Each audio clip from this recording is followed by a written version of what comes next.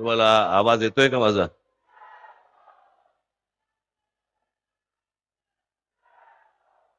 माझा आवाज येतोय सगळ्यांना?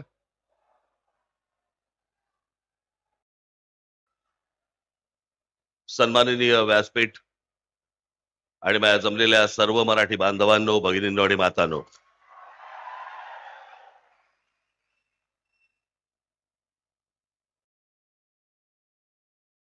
गेले 2 दिवस जरा थोडीशी तब्येत नरम आहे.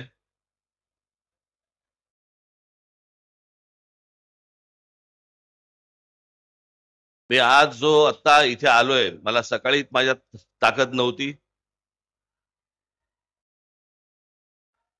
मी फक्त जयंतरावांच्या प्रेमाखातर, तुमच्या प्रेमाखातर म्हणून मी आज इथे आता आलो. फार काही लंब भाषण करणार नाही, परंतु जरा पावसाळा कमी झाला की पनवेलमध्ये मी सभा नक्की देईन, निश्चित देईन.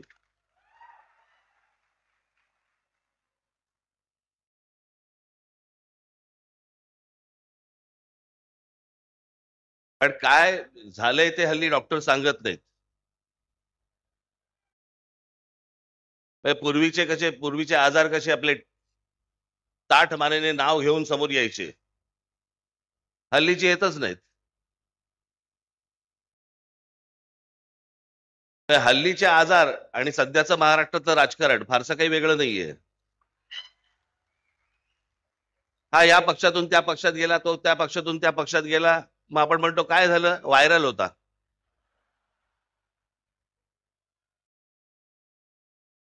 हे सगळे महाराष्ट्रात व्हायरल खूप फिरतायत.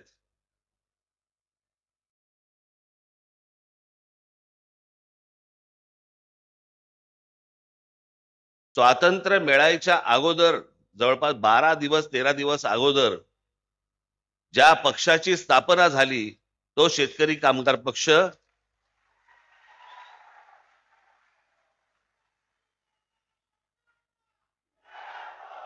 3 ऑगस्ट 1947 ला स्थापना झाली आणि 15 ऑगस्ट 1947 ला स्वातंत्र्य मिळालं. महाराष्ट्रामधला स्वातंत्र्यपूर्व काळातला निर्माण झालेला हा एकमेव राजकीय पक्ष.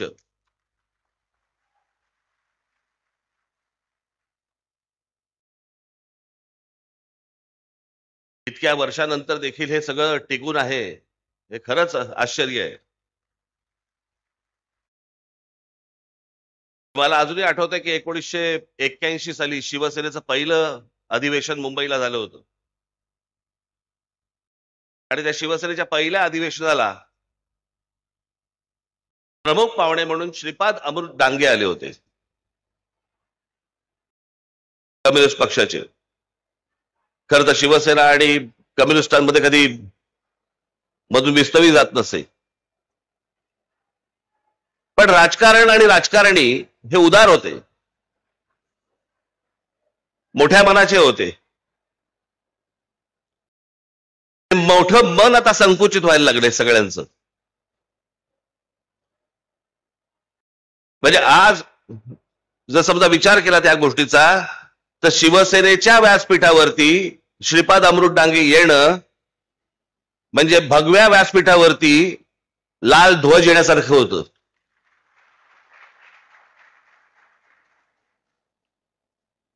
आणि आज लाल ध्वजाच्या व्यासपीठावरती दोन भगवे ध्वज हे त्या व्यासपीठावरती आलेले आहेत.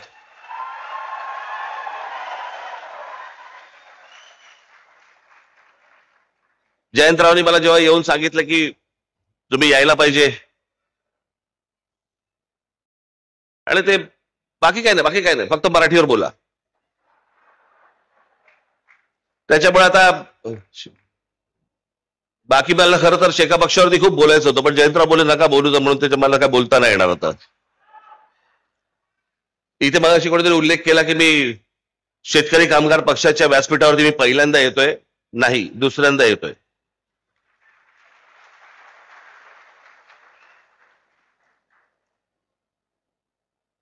5 वर्षापूर्वीच्या लोकसभेच्या निवडणुकीला मी जयंतरावांच्या प्रचाराला पण आलो होतो.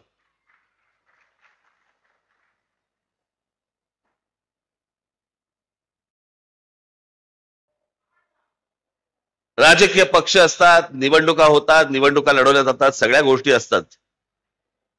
पण आजचा प्रमुख जो महाराष्ट्रामधला मुद्दा आणि खास करून तो रायगड जिल्ह्याचा जो मुद्दा आहे, तो मला असं वाटतं तुम्ही सर्वांनी समजून घेणं गरजेचं आहे, पक्षाचा विचार न करता.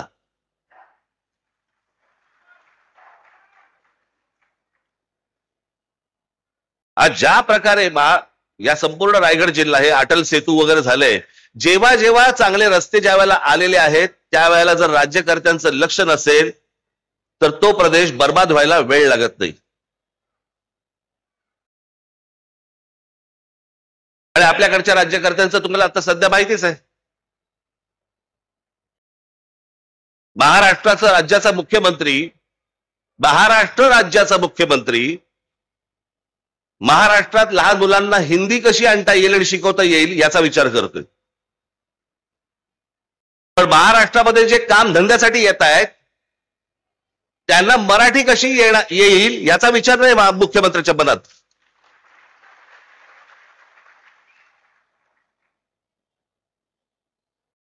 महाराष्ट्रामधला मराठी माणूस, महाराष्ट्रामधला भूमिपुत्र याचा विचारच नाही. आणि याचं सगळ्यात मोठं विदारक जर स्वरूप कुठचं असेल, भीषण स्वरूप जर कुठचं असेल तो रायगड जिल्हा आहे.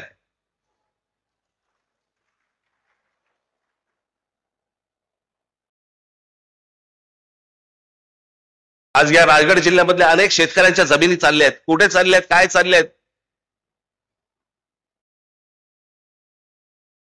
जमिनीचे व्यवहार करणारे पण आपलेच, कुंपणच शेत खात आहे.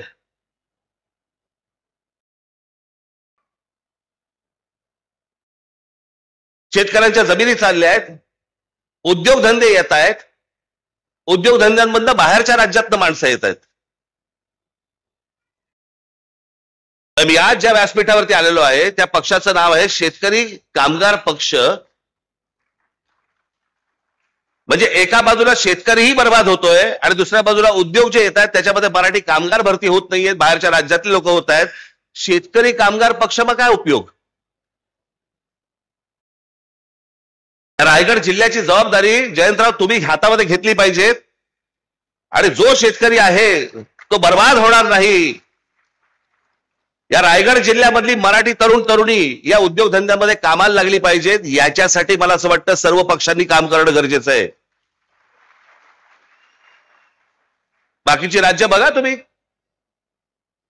मी या हिंदीच्या प्रश्नावरती पण बोललो होतो. मी तेव्हा माझ्याकडे आले होते ना जेव्हा ते शिक्षण मंत्री भुसे,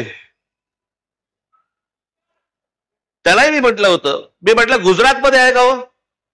या देशाचे पंतप्रधान आणि या देशाचे गृहमंत्री हे दोघेही गुजरातचे आहेत.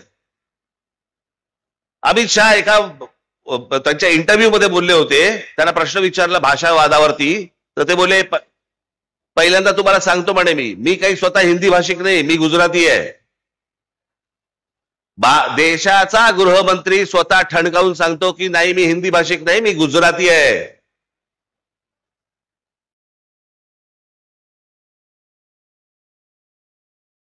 आज पंतप्रधान नरेंद्र मोदी झाल्यानंतर महाराष्ट्रामधले अनेक प्रकल्प गुजरातमध्ये गेले. डायमंड मार्केट गुजरातमध्ये गेलं. प्रत्येक माणसाला आपल्या राज्याबद्दल प्रेम असतं. आम्ही बोललो की संकुचित कसे होतो?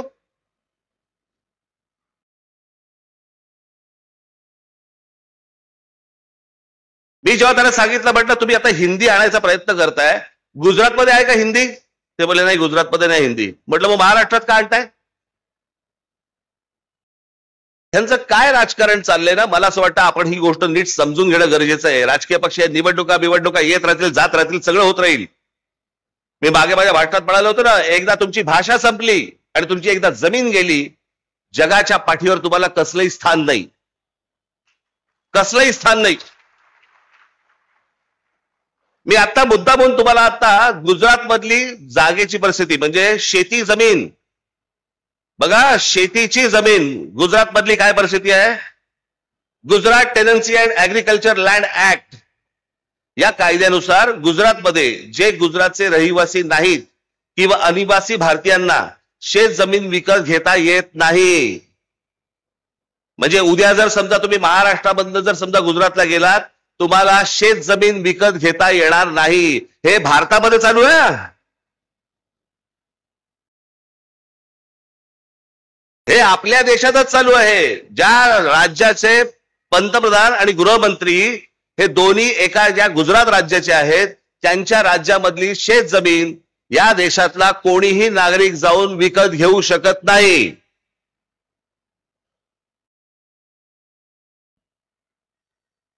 समजा ती विकत घ्यायची असेल तर फेमा नावाचा कायदा आहे, त्याच्या अंतर्गत रिझर्व्ह बँकेकडनं विशेष परवानगी घ्यावी लागते. प्रत्येक जण आपल्या राज्याचा विचार करत असतो, प्रत्येक जण आपल्या राज्यातल्या माणसांचा विचार करत असतो. आम्ही का नाही करायचा?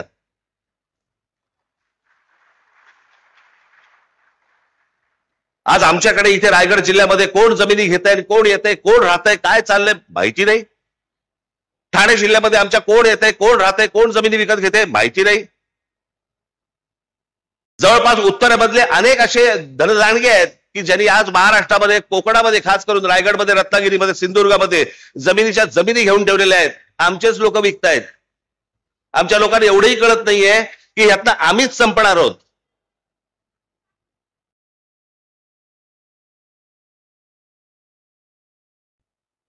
माझी तुम्हाला सगळ्यांना विनंती आहे, याच्या पुढे उद्योगधंद्यासाठी जर जमिनीसाठी जर तुमच्याकडे लोक आले, तुमच्या जमिनी नुसत्या विकायच्या नाहीत. त्याला म्हणा आम्ही जेवढे शेतकरी आहोत तुमच्या कंपनीमध्ये आम्ही पार्टनर म्हणून येणार. आमची मुलं तर लागतील तुमच्याकडे कामाला, पण अशा फोकटच्या फाकट आम्ही नुसत्याच जमिनी देणार नाही तुम्हाला. आज या गोष्टी जर नाही वाचवल्या आपण, आपल्या हातात काहीही राहणार नाही. उद्या याच ठिकाणी, याच रायगडमध्ये अमराठी नगरसेवक निवडून येतील, अमराठी आमदार निवडून येतील, अमराठी खासदार निवडून येतील. मी जो त्या दिवशी माझ्या एका सभेमध्ये मी सांगितलं ना की हा धोका सगळा अख्खा ठाणे जिल्ह्याला विळखा पडलेला आहे.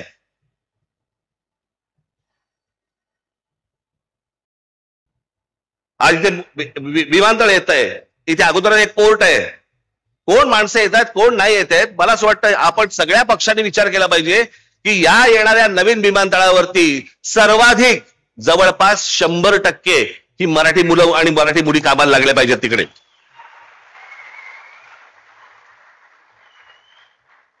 बाहेरून कोणीतरी उद्योगपती येणार, तुमच्याकडच्या जमिनी घेणार, तुमच्याकडचे धंदे घेणार आणि वाटेल तो थैमान घालणार.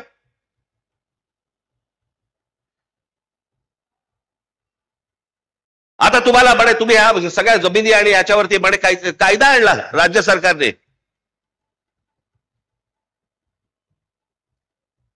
तुम्ही कोण आहात? तर अर्बन नक्षल आहात. शहरामध्ये राहणारे नक्षल. तुम्ही जर विरोध केला, कुठच्या प्रकल्पाला विरोध केला तर सरकार तुम्हाला अटक करू शकतं. एकदा करूच देत.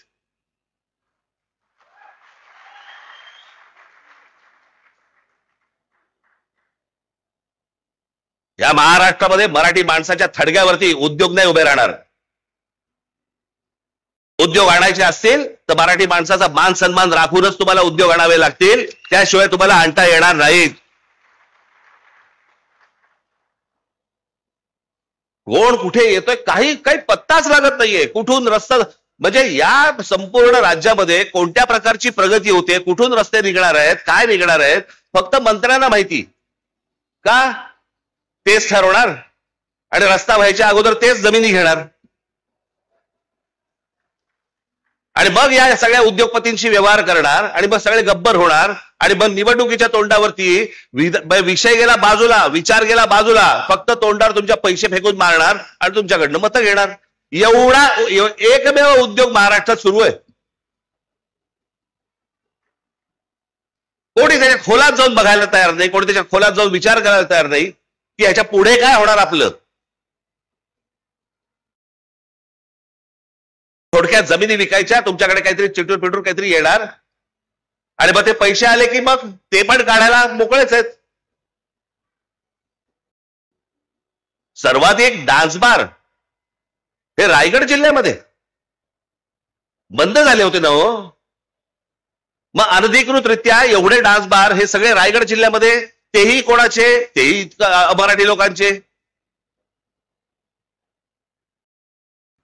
म्हणजे इथून पिळला गेलात की डान्सबारच्या दायदी लावून तिकडून पिळून घ्यायचं. हा रायगड जिल्हा आहे ना हो. आमच्या शिवछत्रपतींची राजधानी आहे ना इथे. कल्याणच्या सुभेदाराची खडा नारळाने ओटी भरून परत पाठवणी करणारा आमचा राजा, त्याची राजधानी इथे असताना त्या रायगडमध्ये डान्सबार सुरू आहेत. तुम्हाला पूर्ण भरकटवून टाकायचं. तुमचं मूळ विषयांकडे लक्षच नाही गेलं पाहिजे. वेगळेच विषय आणायचे.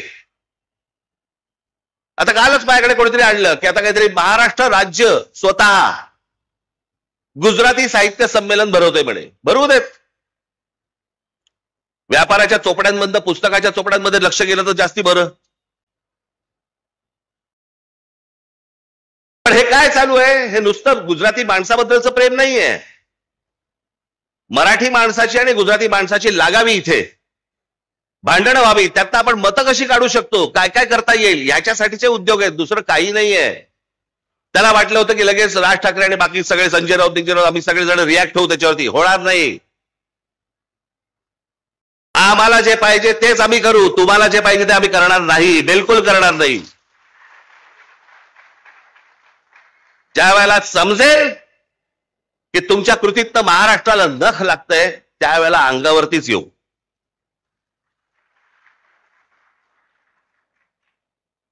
आज जो तुमच्याकडे समोर आलोय तो फक्त एवढ्यासाठीच आलोय, कान बंद ठेवू नका, डोळे बंद ठेवू नका. आपल्या आजूबाजूला काय नक्की चालू आहे याच्यावर तुमचं बारीक लक्ष असलं पाहिजे. खास करून माझ्या तरुणींना आणि तरुणांना मी सांगेन की काय चालू आहे रायगड जिल्ह्यामध्ये याच्यावर लक्ष ठेवा. तुम्ही विकले जातात. तुमच्या पायाखालची जमीन निसटते. उद्या तुमची भाषा पण निघून जाणार इकडनं. आणि मग नंतर कालांतराने, मी नेहमी सांगत होतो, कालांतराने पश्चातापाचा हात फक्त कपाळावरती मारत बसावा लागेल तुम्हाला. दुसरं तुमच्या हातामध्ये काही राहणार नाही. पैसे कमवले पाहिजे. पैसे प्रत्येकाने कमवले पाहिजेत. तुमचे प्रत्येकाकडे पैसे आले पाहिजेत. तुमची कुटुंब उभी राहिली पाहिजेत. सगळ्या गोष्टी उभ्या राहिल्या आहेत. महाराष्ट्र विकून नाही.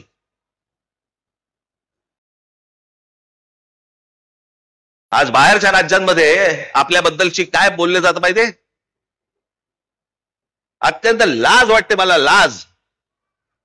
हे कोण आहेत लोक म्हणे? परचेसेबल कम्युनिटी. विकत येणारी माणसं, विकत घेता येणारी माणसं. ही आपली प्रतिमा आहे. ही जे सतत सांगत आल्यावर 1400 वर्ष राज्य केलेला हा महाराष्ट्र या हिंद प्रांतावरती, तो विकला जातो.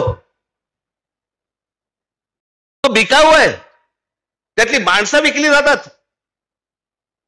आपलं सगळं जमीन बिमीन सगळं भाषा भिषा सगळ्या गोष्टी सोडून द्यायला तयार होतो. असा आपण आपला महाराष्ट्र आहे. कशासाठी पुतळे ठेवायचे शिवाजी महाराजांचे? डेकोरेशन म्हणून. या गोष्टी शिकवल्या या माणसाने आम्हाला. म्हणजे फारसी शब्द या महाराष्ट्रामध्ये असू नये याच्यासाठी स्वतःचा राजशब्द कोश काढणारा हा माणूस, ज्याने तुम्ही मराठीत बोललं पाहिजे म्हणून सांगितलं, त्या महाराष्ट्रामध्ये आम्ही आमची भाषा विसरतोय, आमच्या जमिनी घालवतोय, आमचं सत्व घालवतोय, आमचा स्वाभिमान घालवतोय. एक बाबासाहेब पुरंदरेचं एक फार छान वाक्य होतं, ज्या वेळेला स्वाभिमान शून्य माणसं ज्यावेळेला होतात ना, त्याला उरतात फक्त जिवंत प्रेत. तुम्ही जिवंत प्रेतांसारखे असता कामा नाहीत. हा महाराष्ट्र आहे. देशाला दिशा देणारा महाराष्ट्र आहे. त्याची स्वतःची दशा होता कामा नये. तुम्ही जिवंत असलं पाहिजेत. तुम्ही मोठे झाले पाहिजेत. पण महाराष्ट्र विकून नाही मोठे होता कामा तुम्ही. इतरांच्या आहारी जाऊन नुसत्या फक्त जमिनी देऊन टाकायच्या. दुसरे उद्योग येत आहेत, बाहेरची माणसं येत आहेत. इथे महाराष्ट्रावरती तुम्ही बोलत असता की बिहारांच्या विरोधात आणि उत्तर प्रदेशांच्या विरोधात. अहो गुजरातमध्ये आता दोनदा झालं. दोनदा मी त्याशी म्हटलं ना, दोनदा बिहारांना हाकलून दिले. पहिल्या वेळेला 20,000 लोकांना हाकलून दिले. 20,000 लोक. कोणी ते आंदोलन केलं होतं? तो काय नाव त्याचं? आमदार अल्पेश ठाकूर. त्याने आंदोलन केलं गुजरातमध्ये. बातम्या नाहीत. बिहारी लोकांना हाकलून दिले, जवळपास 20,000 लोकांना हाकलून दिले. त्या अल्पेश ठाकूरला नंतर भारतीय जनता पक्षामध्ये घेतलं गेलं आणि त्याच्यानंतर त्या अल्पेश ठाकूरला गुजरातमध्ये त्याला आमदार केलं गेलं. म्हणजे 20,000 बिहारांना हाकलून देणाऱ्या माणसाला गुजरातमध्ये जर समजा सत्कार होतो, जेव्हा राज ठाकरे बोलतो तो संकुचित देशद्रोही कसा असतो? आत्ता पण परत बिहारांना हाकलून दिले. म्हणजे आपापली राज्य कशी व्यवस्थित ठेवतात बघा, आणि आमच्या राज्यामध्येच फक्त हे गोंधळ घालायला येत आहेत की तुम्ही हिंदी शिकली पाहिजे, बाहेरच्या राज्यातल्या लोकांना घेतलं पाहिजे. या सगळ्या गोष्टी आता सुरू आहेत. माझी तुम्हाला सगळ्यांना विनंती आहे, मी ज्याला इथे सभा घेईन त्याला मी बाकीच्या इतर सगळ्या गोष्टी बोलीनच, परंतु आजच्या या जयंतरावांच्या आमंत्रणाच्या निमित्ताने, तुमच्या पक्षाच्या वर्धापन दिनाच्या निमित्ताने मला तुमच्यासमोर येता आलं. 2 शब्द तुमच्यासमोर मला बोलता आले. माझी तुम्हाला सगळ्यांना विनंती, हात जोडून विनंती आहे की जागे राहा, कान उघडे ठेवा, डोळे उघडे ठेवा, सतर्क राहा. आपला महाराष्ट्र विकला जाऊ देऊ नका, एवढीच फक्त विनंती करतो आणि आपल्या सर्वांची मी रजा घेतो. धन्यवाद. जय हिंद, जय महाराष्ट्र.